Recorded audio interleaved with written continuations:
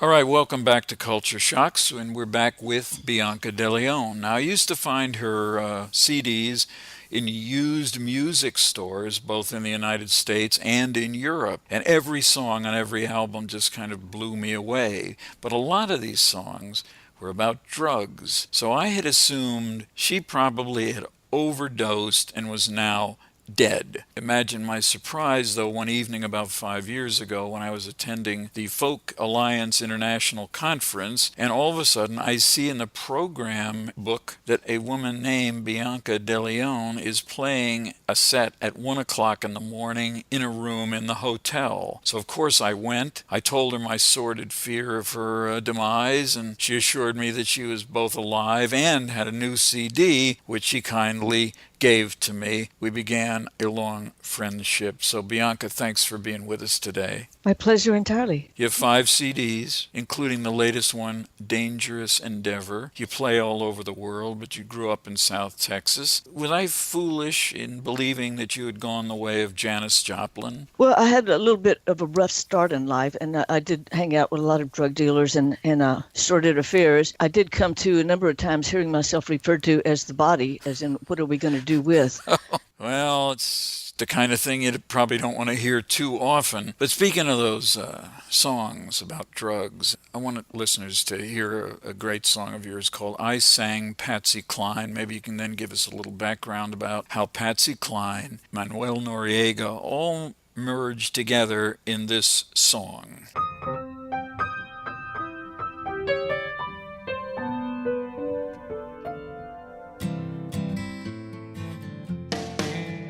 I was down in Colombia in 1990. I went to all the parks, I had a really good time. I changed my plane in Medellin, Colombia. I went to change my plane in Panama City. And I sang Patsy Cline the night Noriega Fair. I was heading off the plane, going to my homeward flight. When they came online, the airport closed for the night. They shut out the lights and locked all of the doors. I stood there on the sidewalk in my own private hell, and I sang Patsy Cline the night Noriega Fair. I caught a cab to town with 2 guys on the flight. They offered me a room where I could stay for the night. We talked and drank tequila till about midnight. I crawled up to my room in the middle of the night, and I sang Patsy Cline the night Noriega Fair. I woke up in the moonlight, all the stars were shining bright. There were screams and AK-47 shattering the night. There were bodies laying everywhere, a terrible sight. We pulled another drink from the bottom of the well, and I sang Patsy Cline the night Noriega Fair. So if you're down in Panama, you better beware, 'cause they all got guns and money, and they really don't care who is right or who is wrong. No one could ever tell. So I sang Patsy Cline the night Noriega Fair. I was walking after midnight, I was falling to pieces. I was crazy and blowing in a wayward wind. I was south of the border with leaving on my mind, and I sang Patsy Cline the night Noriega Fair.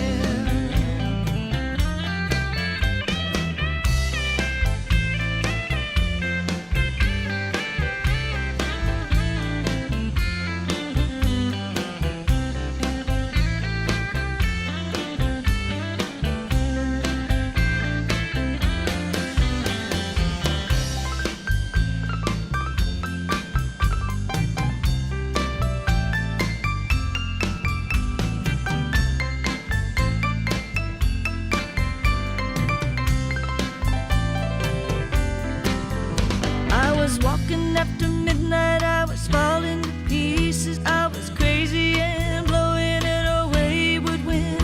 I was south of the border with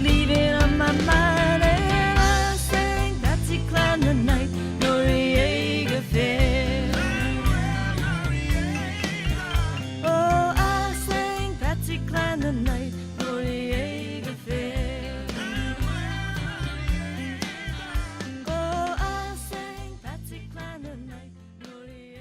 So what's the backstory, Bianca, with I Sang Patsy Cline in the middle of Panama the day of Noriega's demise? Well, I'd been down in Colombia dating this guy in the cartel. You can't fly direct from the U.S. to Panama, so I flew from the U.S. to Colombia, so I had to have a layover in Panama. So I was coming back from there and stopped in Panama City to change planes, and they announced as I was getting off the plane that the airport would be closed in 15 minutes until further notice. It was about 10 o'clock at night, and I had no money on me because I spent everything in Colombia. And so I got off the plane and headed for the front door, and as soon as I walked out the door, they locked it behind me. It was dark, and this is a tiny little airport like out in the middle of a cow pasture. I looked around the corner of the building and didn't see any lights or anywhere indicating Panama City was around.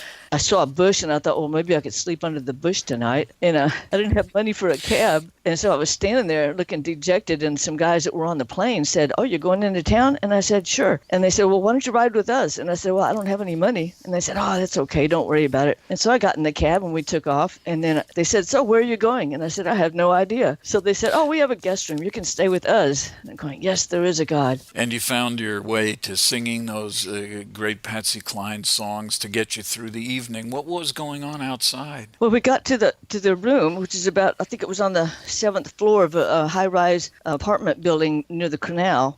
It was a high security building. There was a guard at the gate, and so we went up, had a few drinks, sat around the living room and talked. He had 2 roommates, and so we talked. And then I went in to sleep in the guest room about 11:30, and then I heard this machine gun fire out in the streets down below, and I thought, well, drug warfare or something, it'll pass in a minute, but it didn't. It kept going on and on. So then about that all started right at midnight. So then I crawled out into the living room so I wouldn't make a target. My host was crawling out in the living room, and we went out and looked over the balcony, this little tiny concrete balcony, and watched the groups of people on both sides jumping out from behind trees and machine gunning each other to death below us. And then a bullet zinged right above my head, inches from my head. So we looked at each other and reversed back into the house. And I got up against the wall, and fortunately they had a full bar, so we got out a bottle of tequila, and they sat on the floor, and I got up against the wall so I wouldn't make a target. And the first song that came to mind was the Patsy Cline stuff, I've been walking after midnight, and then south of the border, and then with leaving on my mind, and then crazy for being in Panama. The stories that are a part of your songs are also now a part of a book called Wild Ride, now seeking a publisher, but I understand you already have some scheduled readings from the book in Europe. It's a fabulous book. I mean, it's cinematic. I mean, the stories that you have in this book are just extraordinary, including some wonderful stories about how you got into music. And can you read us a little bit from the early part of the book, just to give us a flavor of how you write? I've been a songwriter for a long time, and that was easy. And I thought writing a book would be easy, but there's no comparison whatsoever. I've had a lot of trouble figuring it out, but I think it's finally acceptable, and hopefully somebody besides you and me likes it. This is from the first chapter, called The Start, and it goes, I was born in Corpus Christi, Texas, but we lived in Millsville, which is too small to be on any map, but it's about 30 miles east of Corpus Christi in the coastal wetlands. From June through October, hurricanes and tornadoes rolled across the land, leaving a wreckage of branches and lumber and swampy desolation fit only for reptiles and birds. My aunts and uncles and grandparents all lived there, except for a few still remaining in New Orleans. The town consisted of a few dozen houses, a pharmacy with a lunch counter, and an ice house where old men sat outside drinking beer and playing checkers and dominoes and spitting into their spittoons. On Sundays, everyone went to church and then bingo afterwards. Later in the evening, the congregation went inside the old wooden dance hall where a dance band played, and the kids had their toys in a corner on a blanket, eventually falling asleep on the floor. My parents had a ranch-style house outside of town on some acreage near the Aransas Wildlife Preserve. My first memory was of crawling down the hallway with the toy xylophone and one mallet. I don't know what happened to the other one. I could play all the nursery rhymes on it, but couldn't speak yet. A few years later, I remember sitting by the tabletop in a chair with the radio at ear level, listening to Hank Williams, Patsy Cline, Everly Brothers, and Elvis Presley, and memorizing the lyrics. I still remember them and can do a mean Elvis impersonation. My grandmother had a piano, and I tried to work out songs on it, but I wasn't around it often enough to figure it out. About a quarter mile from the house, the wetlands were full of wetlands were full of water moccasins, rattlesnakes, coral snakes, horned toads, and assorted wildlife. I knew the dangers, but it was my world, the only place I belonged.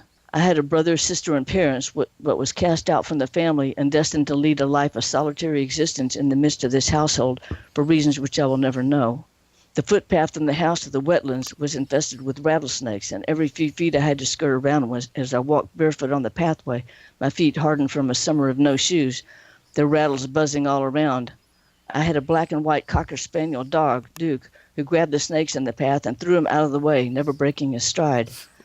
I began to develop a long-life trust and dependency on dogs, a trust that has never failed me. They have been constant companions and bodyguards, occasionally saving my life. My first real memory was of my father when he took me out to the swamps to shoot a shotgun. I was about 5. He held it up to my shoulder and showed me how to pull the trigger.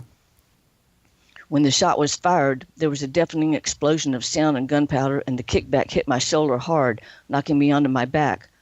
I was stunned and cried as he ridiculed me, and we walked slowly back to the house. I couldn't understand what that whole experience is about and why he deemed it necessary to undergo that at such a tender age. My brother Rob, 6 years older than me, and my sister Susan, 3 years older, had a rope swing in a large oak tree in the woods at the far end of the property. They were constant companions and never included me in their activities, so I wasn't allowed to play on it. But when I was about 4 or 5, after the lengthy period of begging, they finally relented. I was thrilled to be accepted.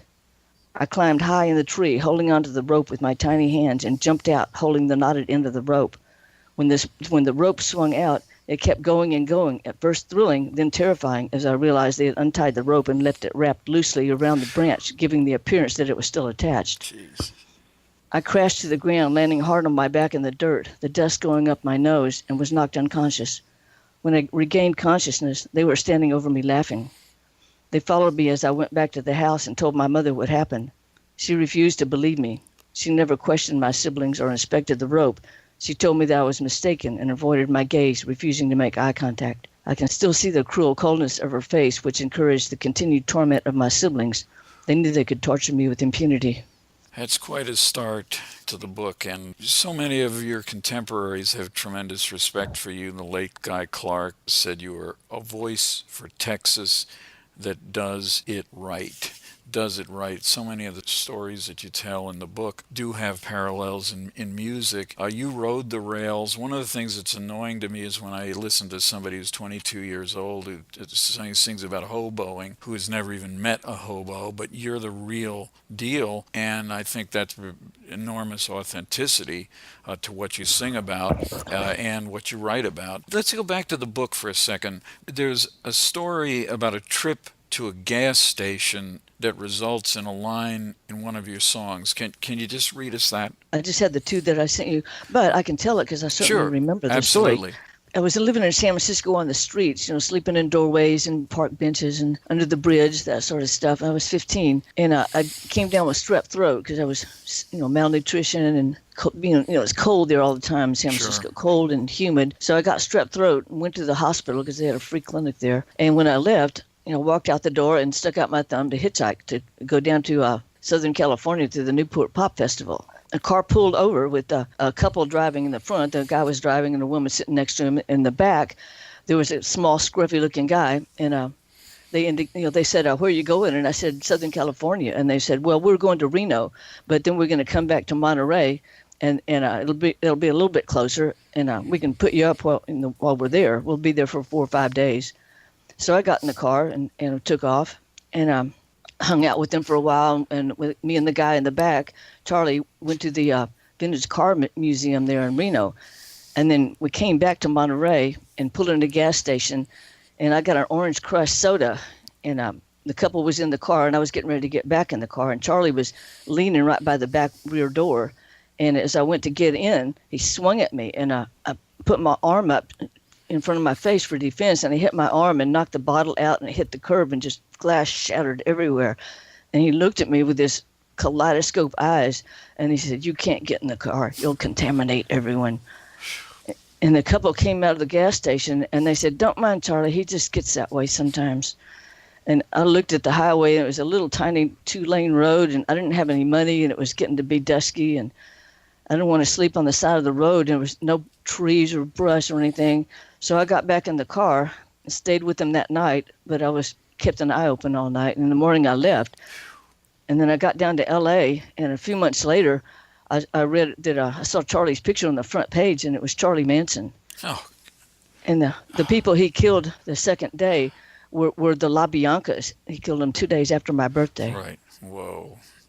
Well, as I said, this is cinematic accomplishments, and these stories are the stuff of nightmares sometimes, and you've had plenty of those. I'd like to play a song from your newest record, that vintage 67 Cadillac. What a make and model. Here's the song.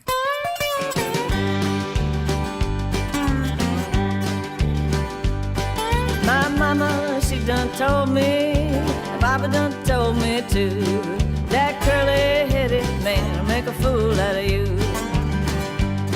The first time that I saw you, you had two girls in the back, and one more in the front of that Cadillac.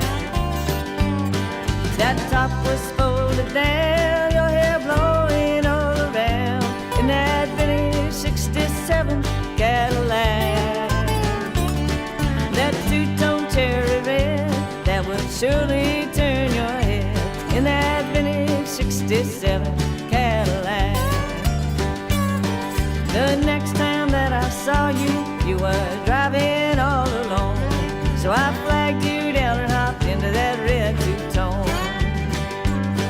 You took me for a ride, then you left me by the side of the road in that vintage Cadillac.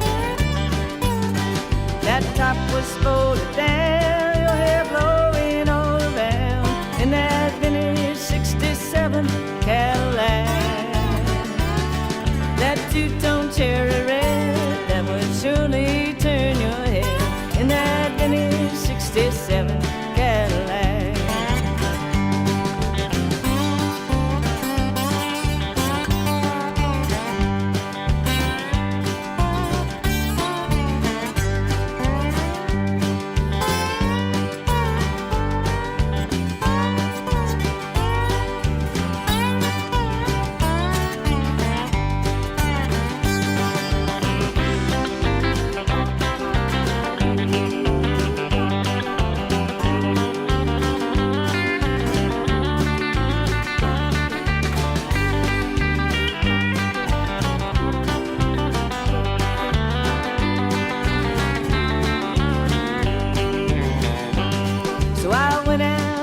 Car lot and I laid my money down.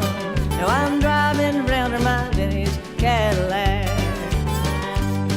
I passed you on the street and it surely did feel sweet, with the top down in my vintage Cadillac. That top was folded down, my hair blowing all around, in my vintage 67 Cadillac. That two-tone cherry red, that would surely turn your head, in my vintage 67 Cadillac. In my vintage 67 Cadillac.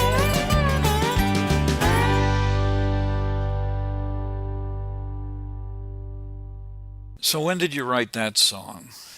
My I wrote vintage that. 67 Cadillac. I wrote that a few years ago when I was playing in Boston at the Berklee College of Music.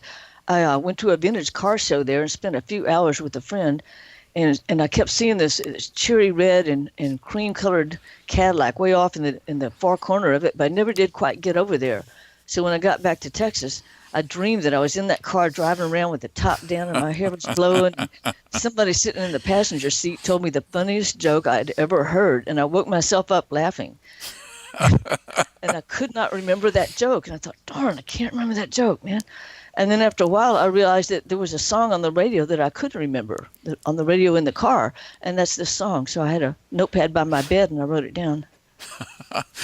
One way to write a song.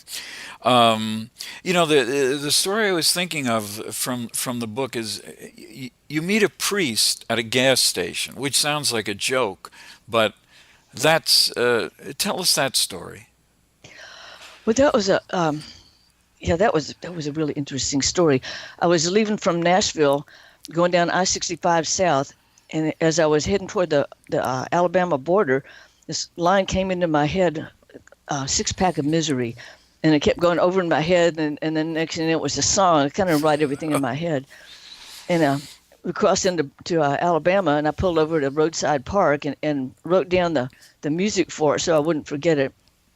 And the words that I had at that point, and then continued driving and wrote the rest of them on a notepad on my dashboard. And then when we got into Birmingham, a truck had blown up and took out the overpass, so all the traffic was diverted through town, through the city streets through town. So I was writing the song and driving, and I got to the line where I needed the name of the woman who washed Jesus' feet, and I couldn't remember the damn woman's name. So I'm writing and driving, and then I realized I'm out of gas, and then I realized I haven't seen a detour sign in a long time. So I pulled into a gas station and started pumping gas and went to the guy in the next bay who was bent over, pumping his gas. And I said, "Excuse me, sir, is I-65 back up this way or is it behind?" And he turned up and turned around, and I saw it was a priest. And I said, "And by the way, can you tell me the name of the woman who washed Jesus' feet?" And he said, "I-65 is back that way, and that would be Mary Magdalene." The ways we get information not on the internet. Hey, look, we're just about out of time, but I wanted to just play a little bit more of the title cut from Dangerous Endeavor. All of these are available on your website. If people go to the landing page, they'll see a picture of you. They'll have all kinds of links to the kind of things that you're doing. But let's just wrap it up with a little bit of Dangerous Endeavor. And thanks, Bianca, very much for joining our listeners around the world, and good luck with the book.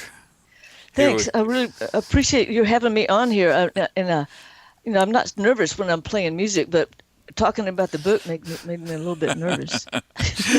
All right, well, we're going to wrap it up. Here's a little music to take us out, and we'll be back next week with another charity and another musician right here on Culture Shocks. I'm Barry Lynn.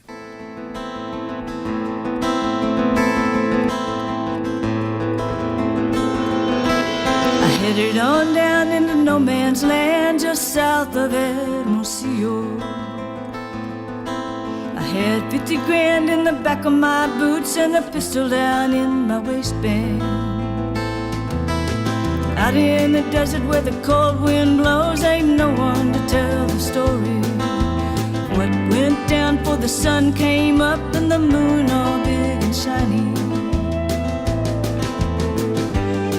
It was a dangerous endeavor. It was a dangerous endeavor.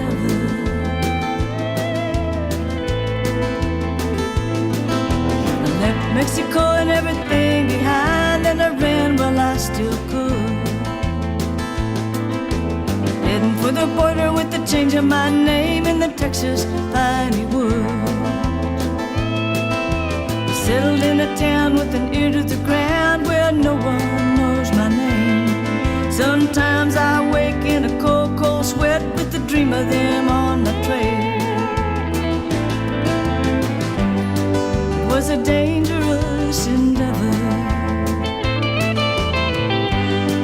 It was a dangerous endeavor.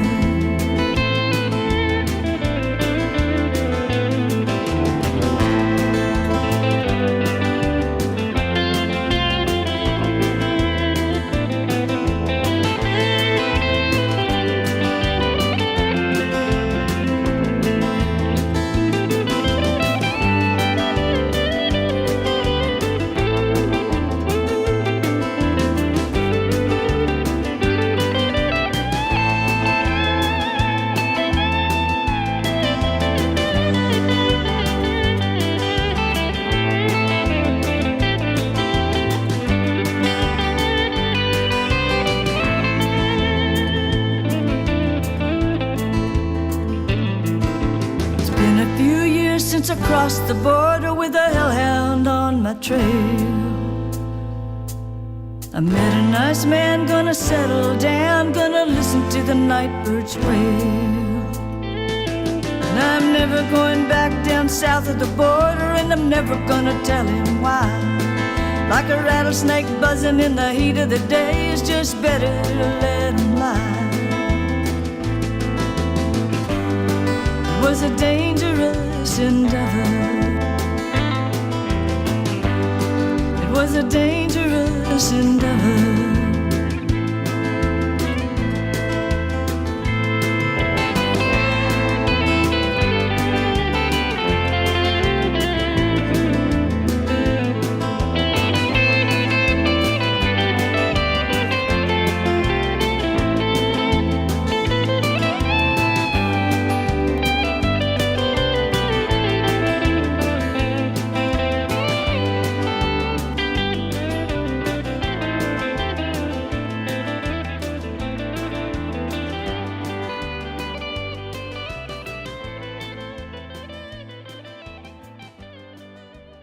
Thanks so much for being with us.